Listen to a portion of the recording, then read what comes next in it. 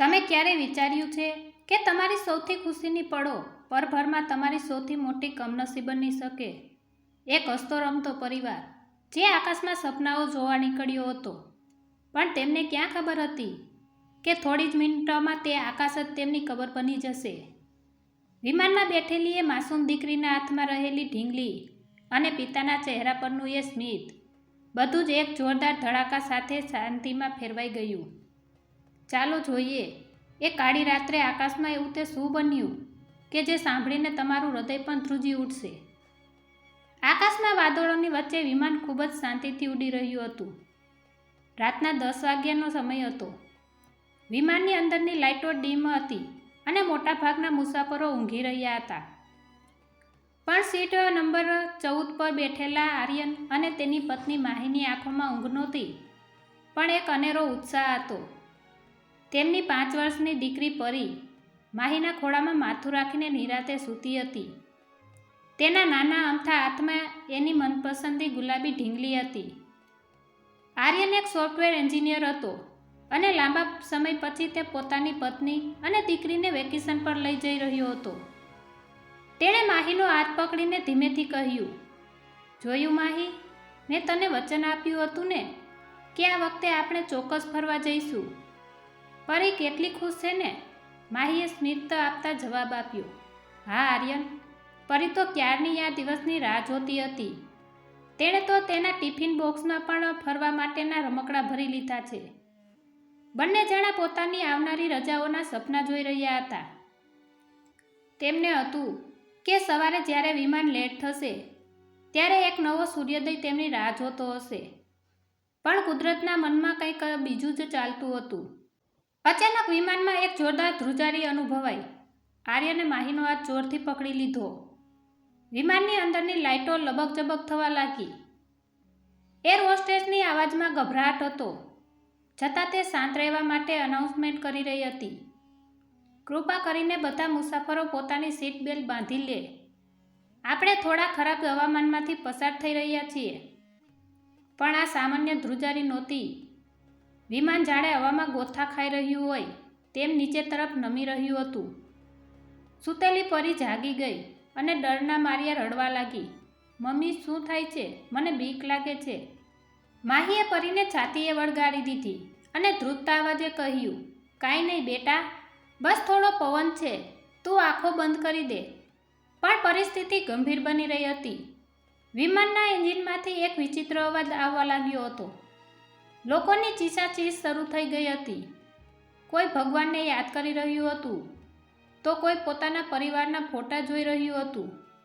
આર્યને બારીની બહાર જોયું તો ચારે બાજુ ગાઢ અંધકાર અને વીજળીના કડાકા હતા. તેને સમજાઈ ગયું હતું કે હવે કદાચ તેઓ ક્યારેય જમીન પર સલામત રીતે પગ નહીં મૂકી શકે. એક જોરદાર ઝટકો લાગ્યો અને વિમાન સીધું નીચેની તરફ પડવા લાગ્યું. મુસાફરોના ઓક્સિજન માસ્ક નીચે આવી ગયા. ચારે બાજુ હાહાકાર મચી ગયો હતો. આર્યને માહીની આંખોમાં જોયું. એ આંખોમાં હજારો સવાલ હતા અને મોતના ફફડાટ હતો. આર્યને પરી અને માહીને બંને હાથમાં ભરી લીધા. તેણે માહીના કાનમાં ધીમેથી કહ્યું, "જો કદાચ આપણે બચી ન શકીએ તો યાદ રાખજે કે હું તને અને પરીને દુનિયામાં સૌથી વધુ પ્રેમ કરું છું." માહી કંઈ પણ બોલી શકી નહીં. બસ તેના આંસુ આર્યના ખંભાને ભીંજવી રહ્યા હતા. તે માસૂમ પરી હજુ પણ પોતાની ઢીંગલીને પકડીને મમ્મી પપ્પાની વચ્ચે સુરક્ષિત હોવાનો અહેસાસ કરી રહી હતી. પણ તેને ખબર નહોતી કે આ અહેસાસ બસ હવે થોડી સેકન્ડનો જ મહેમાન છે. વિમાન પહાડોની નજીક પહોંચી ગયું હતું અને પછી એક ભયાનક અવાજ સાથે બધું જ શાંત થઈ ગયું. વિમાન પહાડોની ખીણમાં ટકરાયું અને એક ક્ષણ માટે જાણે સમય થંભી ગયો. ચારે બાજુ લોખંડના પતરા અથડાવાનો અવાજ, સળગતા એન્જિનની ગંધ અને લોહીની ચીસાચીસો હવામાં ભળી રહી હતી. વિમાનના ટુકડા થઈ ગયા હતા. જે વિમાન થોડી મિનિટો પહેલાં હજારો ફૂટ ઊંચાઈ પર ઉડતું હતું, તે હવે પહાડની તળેટીમાં કાટમાળ બનીને પડ્યું હતું. થોડીવાર પછી કાટમાળમાં એક ખૂણેથી ધીમો હલચલ થવા લાગી. એ આર્યન હતો. તેનું માથું સીટ સાથે અથડાયું હોવાથી તે લોહીલુહાણ હતો અને તેની શુદ્ધિ સાવ જતી રહી હતી. તેને કાનમાં સતત એક સીટી જેવો અવાજ સંભળાતો હતો. જ્યારે તેણે ધીમેથી આંખો ખોલી ત્યારે તેની નજર સામે માત્ર ધુમાડો અને આગના લબકારા હતા. તેને યાદ આવ્યું, માહી, પરી. તેણે પોતાની પૂરી તાકાત ભેગી કરી અને પોતાની સીટનો બેલ્ટ ખોલ્યો. તે નીચે પટકાયો. આખું શરીર દુખતું હતું, પણ તેની મમતા અને પ્રેમ તેને ઊભા થવા મજબૂર કરી રહ્યા હતા. તેણે બૂમ પાડવાની કોશિશ કરી, પણ ગળામાંથી અવાજ નીકળતો નહોતો. તે ઘસડાતો થોડો આગળ વધ્યો. તેને દૂર એક પરિચિત અવાજ સંભળાયો, કોઈના રડવાનો ધીમો અવાજ. તે માહી હતી. માહી વિમાનના તૂટેલા ભાગની નીચે દબાયેલી હતી. આર્યન તેની પાસે પહોંચ્યો. માહીનો ચહેરો ધૂળ અને લોહીથી ખરડાયેલો હતો. આર્યને પથ્થર અને પતરા હટાવીને કોશિશ કરી. તેના હાથ છોલાઈ ગયા, નખમાંથી લોહી નીકળવા લાગ્યું, પણ તેણે હિંમત ન હારી. આખરે તેણે માહીને બહાર કાઢી. માહીએ આંખો ખોલી અને પહેલો શબ્દ બોલી, આર્યન, પરી ક્યાં છે? મારી પરી ક્યાં ગઈ? બંને જણા પાગલની જેમ કાટમાળમાં પોતાની દીકરીને શોધવા લાગ્યા. અંધારી રાત હતી. વરસાદ પણ શરૂ થઈ ગયો હતો. ઠંડી એટલી હતી કે હાડકાં પણ ધ્રુજી જાય. અચાનક આર્યનની નજર થોડે દૂર પડેલી એક ગુલાબી વસ્તુ પર પડી. તે પરીની એક ઢીંગલી હતી. આર્યન ધ્રુજતા પગલે ત્યાં પહોંચ્યો. ઢીંગલીની બાજુમાં જ એક નાનકડા પથ્થરની આડમાં પરી પડી હતી. તે સાવ શાંત હતી. માહી ચીસ પાડીને તેની પાસે દોડી ગઈ. પરી, બેટા ઉઠ, જો મમ્મી આવી ગઈ. પરીના કપાળમાંથી લોહી વહી રહ્યું હતું અને તેનું શરીર એકદમ ઠંડુ પડી ગયું હતું. માહીએ તેને પોતાના હૃદયસ્પર્શી ચાપી લીધી, જાણે પોતાની શરીરની ગરમીથી તે પોતાની દીકરીમાં જીવ પૂરી દેશે. આર્યન પણ ત્યાં બેસી પડ્યો. તે પોતાની જાતને કોસી રહ્યો હતો કે તે કેમ તેમને આ સફર પર લાવ્યો. પણ ત્યારે જ એક ચમત્કાર થયો. પરીએ ધીમેથી ઉધરસ ખાધી અને એકદમ ધીમા અવાજે બોલી, મમ્મી, અંધારું છે, મારે ઘરે જવું છે. આ શબ્દો સાંભળતા જ આર્યન અને માહીની આંખોમાંથી ખુશીના આંસુ વહી નીકળ્યા. તેમની દીકરી જીવતી હતી, પણ મુસીબત હજુ પૂરી નહોતી થઈ. તેઓ એક એવી ખીણમાં હતા જ્યાંથી બહાર નીકળવાનો કોઈ રસ્તો દેખાતો નહોતો. ચારે બાજુ જંગલી જાનવરોના અવાજ આવવા લાગ્યો હતો અને વિમાનમાં લાગેલી આગ ધીમે ધીમે ઓલવાઈ રહી હતી, જેનો અર્થ હતો કે હવે તેમને અંધકાર અને ઠંડીનો સામનો કરવાનો હતો. આર્યને આસપાસ જોયું. કોઈ બીજું મુસાફર જીવતું દેખાયું નહીં. તે આખા વિમાનમાં કદાચ એકમાત્ર બચેલો પરિવાર હતો. હવે તેમની સામે સવાલો હતો. આખી રાત આ જંગલમાં અને કાતિલ ઠંડીમાં કેવી રીતે ટકવું? મદદ ક્યારે આવશે તેની કોઈ જાણ નહોતી. આર્યને નક્કી કર્યું કે તે પોતાના પરિવારને હારવા નહીં દે. તેણે તૂટેલા વિમાનના કેટલાક કપડાં અને સીટના કવર ભેગા કર્યા, જેથી તેઓ પોતાની જાતને ઢાંકી શકે. રાત વીતતી જતી હતી અને ઠંડી વધતી જતી હતી. પરી ફરીથી બેભાન જેવી થવા લાગી હતી. માહી તેને સતત વહાલ કરી રહી હતી અને હિંમત આપી રહી હતી. પણ આર્યનને ખબર હતી કે જો સવાર સુધીમાં મદદ નહીં મળે તો આ ઠંડી તેમને મારી નાખશે. તે સતત આકાશ તરફ જોઈ રહ્યો હતો કે ક્યાંક કોઈ સર્ચ લાઇટ કે હેલિકોપ્ટર દેખાય, પણ ત્યાં માત્ર કાળા વાદળો જ હતા. રાતના 2 વાગ્યા હતા. પહાડોની એક ખીણમાં બરફ જેવો ઠંડો પવન ફૂંકાઈ રહ્યો હતો. વિમાનના સળગતા કાટમાળમાંથી ગરમી હવે ધીમે ધીમે ઓછી થઈ રહી હતી. આર્યન જાણતો હતો કે જો તેઓ આખી રાત ખુલ્લા આકાશ નીચે રહેશે તો ઠંડી તેમને જીવતા ગળી જશે. પરીનું શરીર સતત ધ્રુજી રહ્યું હતું અને તેની આંખો મીચાઈ રહી હતી. માહી, આપણે જાગતા રહેવું પડશે. જો આપણે ઊંઘી ગયા તો કદાચ ક્યારેય જાગી નહીં શકીએ, આર્યને ફાટેલા અવાજે કહ્યું. તેણે વિમાનના તૂટેલા પાંખિયાનો એક ભાગ જોયો, જે જમીન સાથે એવી રીતે ટેકવાયેલો હતો કે તેની નીચે નાની ગુફા જેવી જગ્યા બની હતી. આર્યને માહી અને પરીને મહા મુસીબતે ત્યાં ખસેડ્યા. તેણે આસપાસ પડેલી મુસાફરોની બેગમાંથી ગરમ કપડાં શોધવાની કોશિશ કરી. સદનસીબે તેને 2-3 જેકેટ, એક ધાબળો મળી આવ્યો. તેણે પરીને એ જેકેટમાં લપેટી દીધી. માહી પણ લોહી વહેવાને કારણે નબળી પડી ગઈ હતી. આર્યને જોયું કે માહીના પગમાં મોટો ઘા પડ્યો હતો. તેણે પોતાની શર્ટ ફાડીને માહીના પગે પાટો બાંધ્યો. માહીએ પીડામાં પણ આર્યનનો હાથ પકડ્યો અને પૂછ્યું, આર્યન, શું કોઈ આપણને શોધવા આવશે? શું આપણે ક્યારે અહીંથી બહાર નીકળીશું? આર્યન પાસે આ સવાલનો કોઈ જવાબ નહોતો, પણ તેણે ખોટું સ્મિત લાવીને કહ્યું, હા માહી, સવાર પડતા રેસ્ક્યુ ટીમ આવી જશે. આપણે બસ સવાર સુધી હિંમત રાખવાની છે. અચાનક જંગલની ઝાડીઓમાંથી પાંદડા હાલવાનો અવાજ આવ્યો. આર્યન સાબત થઈ ગયો. તેણે વિમાનનો એક અણીદાર લોખંડનો ટુકડો હાથમાં લીધો. અંધકારમાં બે ચમકતી આંખો દેખાઈ રહી હતી. કોઈ જંગલી જાનવર લોહીની ગંધ પારખીને ત્યાં આવી પહોંચ્યું હતું.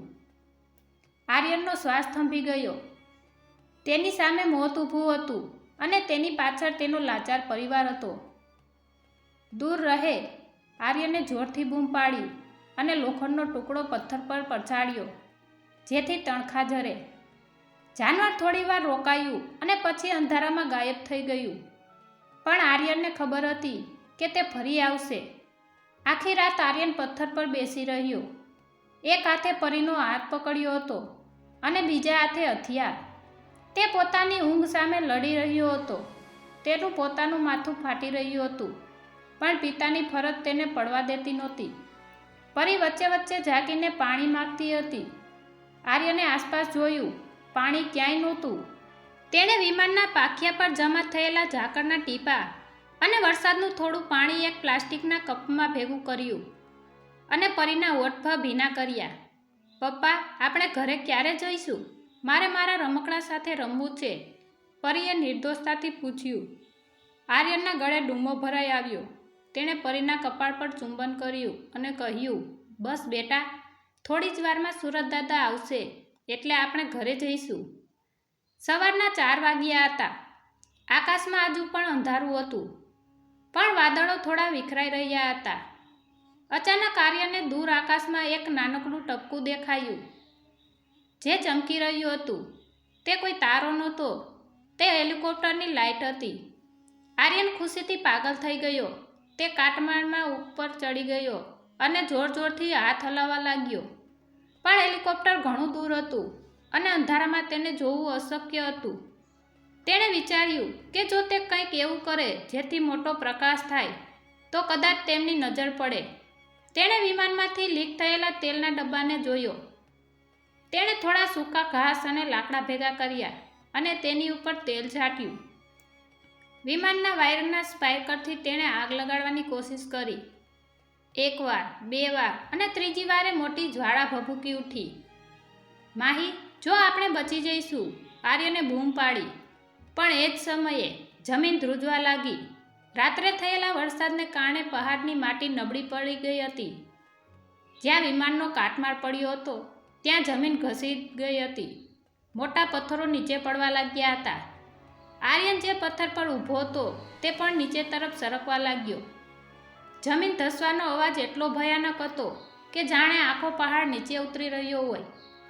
આર્યન જે જગ્યાએ ઊભો હતો ત્યાંથી જમીન નીચે સરકી રહી હતી. માહી, પરી, જલ્દી બહાર આવો, આર્યને પૂરી તાકાતથી બૂમ પાડી. માહીએ ઈજાગ્રસ્ત હોવા છતાં પરીને તેડી લીધી અને પતરાની નીચેથી બહાર નીકળી.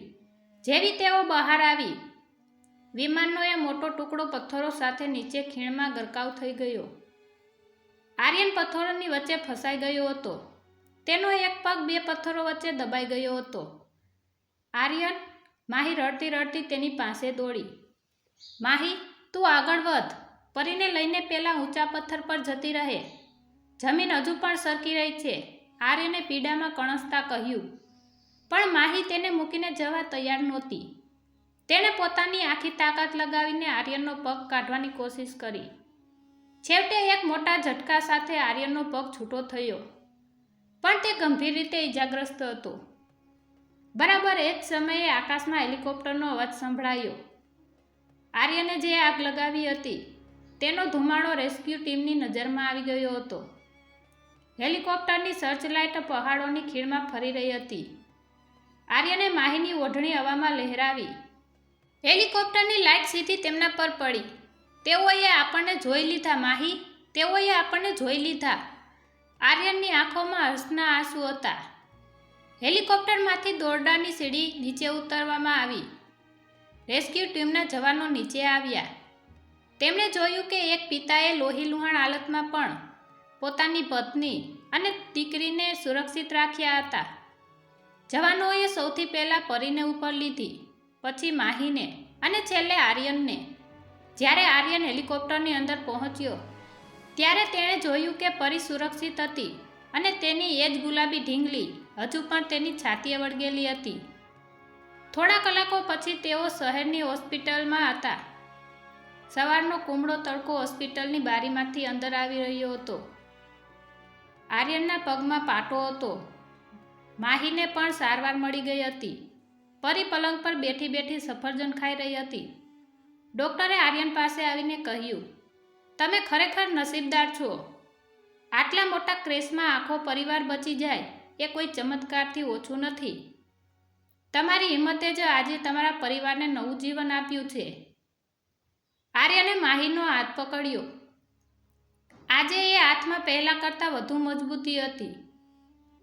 મુસાફરીના જે સપના લઈને તેઓ નીકળ્યા હતા તે કદાચ પૂરા ન થયા, પણ તેમને જીવનની સૌથી મોટી શીખ મળી ગઈ હતી. જે પરિવાર સાથે હોય તો ગમે તેવું મોત પણ તમારી સામે હારી જાય છે. પ્લેન ક્રેશની એ કાળી રાત હવે વીતી ગઈ હતી અને તેમની સામે એક નવી સુંદર સવાર હતી. જીવનમાં મુસીબતો ગમે તેટલી મોટી હોય, પણ જો પરિવારનો સાથ અને હિંમત અતૂટ હોય તો મોતને પણ હરાવી શકાય છે. પ્રેમ જ દુનિયાની સૌથી મોટી તાકાત છે. મિત્રો, આ વાર્તા આપણને શીખવે છે કે આપણા પરિવારની કિંમત શું છે. જો તમને આ હૃદયસ્પર્શી વાર્તા ગમી હોય તો વિડીયોને લાઈક જરૂર કરજો અને તમારા મિત્રો તથા પરિવાર સાથે શેર કરજો. આવી જ સત્ય ઘટનાઓ અને પ્રેરણાદાયી વાર્તાઓ સાંભળવા માટે અમારી ચેનલને સબસ્ક્રાઈબ કરો અને બેલ આઇકન દબાવવાનું ભૂલતા નહીં. તમારી એક કોમેન્ટ અમને નવી વાર્તાઓ લખવા માટે પ્રોત્સાહન આપે છે. ધન્યવાદ.